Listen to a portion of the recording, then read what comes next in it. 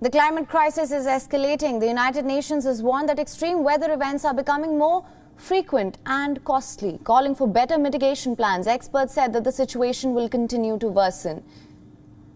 In its most comprehensive disaster review yet, the World Meteorological Organization says that extreme weather events increased by more than 5 times in the last 40 years.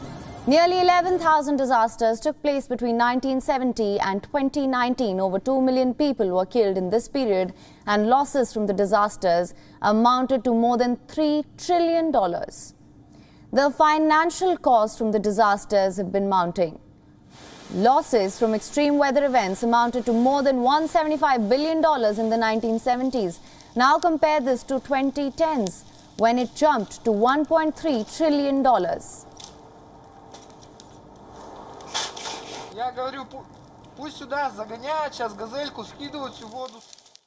The number of affected people and the economic loss is getting higher and higher because of the increase and frequency and intensity of extreme weather events and climate change. And we've seen this this year alone during this summer. In the month of July, which was the hottest since records began, there were heat waves and there were floods. So we are not, unfortunately, in a safe place. And the report tells us that the 50-year trend is quite alarming. The only saving grace was that the deaths from the disaster declined. Extreme weather events claimed more than 50,000 lives in the 1970s, and nearly 18,000 people were killed in climate disasters in the 2010s. This indicates that better environmental policies have paid off. But the figures must be taken with a pinch of salt. This is more than 90% of the deaths from natural disasters occurred in developing nations. These disasters affect everybody in the world, but they affect the people who are living in these developing countries disproportionately. The Atlas highlights that only half of the 193 WMO members have actually multi-hazard early warning systems.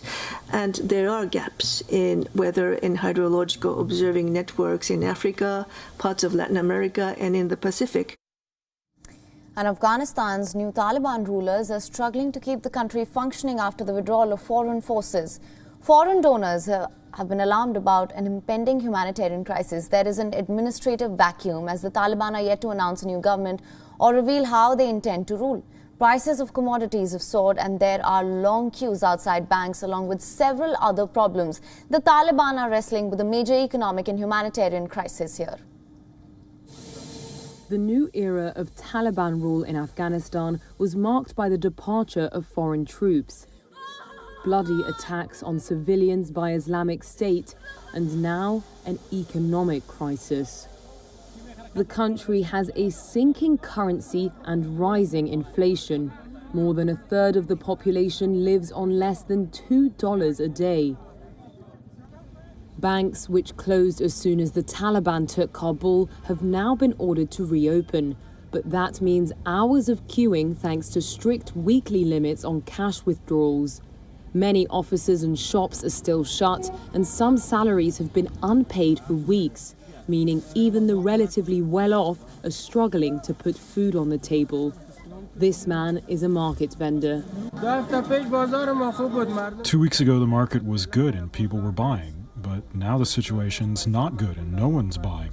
And people's money's stuck in the banks and no one has money to buy anything. This market in Kabul has been flooded with people desperate to sell their goods.